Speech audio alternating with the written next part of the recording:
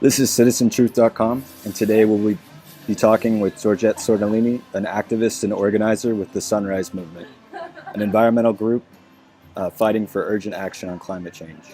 The Sunrise Movement most recently made headlines when occupying the offices of House Minority Leader Nancy Pelosi alongside Representative-elect Alexandria Ocasio-Cortez demanding action on climate change. Thanks so much for joining me today, Georgette. Yeah, thanks so much for having me. So, can you talk a bit about the central mission of the Sunrise Movement and how you initially got involved, and Yeah, what your role with the movement consists of? yeah, definitely. So Sunrise has been around for about a year and a half now. Our goal is basically like to stop climate change, and create millions of good jobs in the process because we have like a right to a livable future and to clean jobs. So this movement was founded by young people because we are, we're the generation where a lot of this is at stake. So I initially got involved in Sunrise about 10 months ago. In January, February of this year. And so a little bit more about like what I've been doing with this movement. I'll tell you a little bit about a program we ran this year called Sunrise Semester, where we had about 70 young people go all in from June through the midterm elections with the goal of engaging young people into the political process, and making climate change an urgent priority. And pushing candidates to put that at like the front of their platforms because we know we have like 10 years to actually like make change. So I was a regional lead in Pennsylvania. We were focused in a few states, and so we had movement houses for this program where we had young people ages 18 to 35 live together, work together, to just go all in and make this an urgent priority for the midterm elections, which I think we accomplished. Young people had the largest turnout in over 100 years, and we helped the Dems split the House. That's awesome. Um, can you talk a bit about your experience sitting in Nancy Pelosi's office and the aftermath of that event? Yeah, definitely. So we sat in Nancy Pelosi's office on, I believe it was November 13th, just a week after the midterm elections.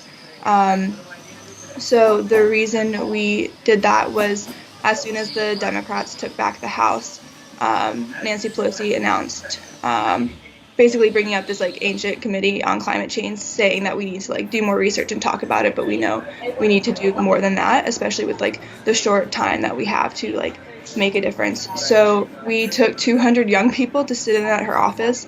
Of course, we couldn't all fit in there, so we lined the halls around her office. And I was inside the office and we were sharing our stories, and there was like a lot of energy, and it was just really wild to see how many people are terrified for our future and want Democrats to stand up and like just stand up for us. It's either stand up or step aside. So I was there when Alexandria Ocasio-Cortez came in, and gave a very empowering speech about why we need this now and we don't have time to bring up committees. We need a Green New Deal that's actually going to transform our society and our economy in a way that like is in line with what science and justice demands. Okay. So it was a really incredible experience to sit in with that many young people like concerned about our future. Yeah. So I understand that uh, about 50 Sunrise activists were arrested as well. Can you talk about that a bit? Yeah, sure. So we sat in for in Nancy Pelosi's office for a couple hours, less than that, and 51 young people were arrested outside of her office to stand up, saying that we need our leadership, we need our politicians to stand up for our health, our well-being, and our future, and that means supporting a Green New Deal. So 51 of us were arrested and put ourselves on the line, put our bodies on the line, because we don't have time to wait, and so this was like the moment where a lot of people decided that this is the time to show up and to do something and take action. And I think that's what allowed 51 of us to like make that decision to put ourselves on the line, because this is worth standing up for, because we don't have time to wait. What are some of the major future objectives for the coming years for the Sunrise Project?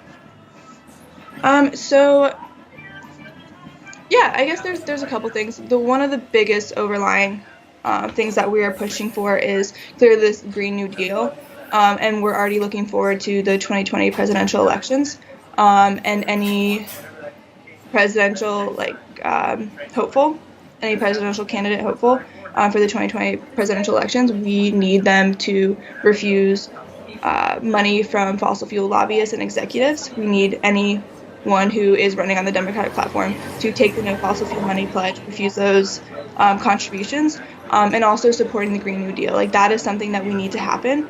And so we are pushing for any presidential hopeful to do those two things. And in 2020, we will also be launching Sunrise Semester again, a second time, but bigger and longer. So we'll have more young people going all in to elect climate champions, because we know that we need like a complete transformation of our like food, energy, and transit systems to actually see the change that we need. We need green jobs, and so that is the main objective going forward, is getting people into office who are going to champion this legislation that we need to see. That's really cool. And what would you recommend to someone who is interested in getting involved or helping the Sunrise Movement? Yeah, that's a great question. So there's a couple things that people can do. There's more than a couple things. So the first one I will say is on December 10th, 2018, just coming up, we are holding, Sunrise is hosting another action in DC to flood the halls of Congress, pushing for people to sign on, because this is right before the session ends for the year.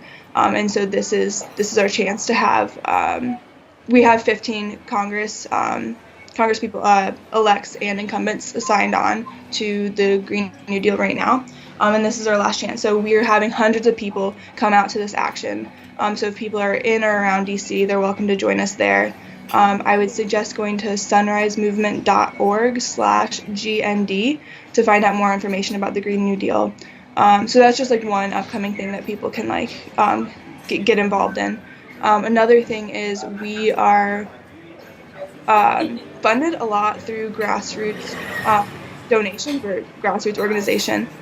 So if people aren't able to like donate their time but are able to donate money, that is something that like fuels this organization and allows us to keep doing the work that we're doing.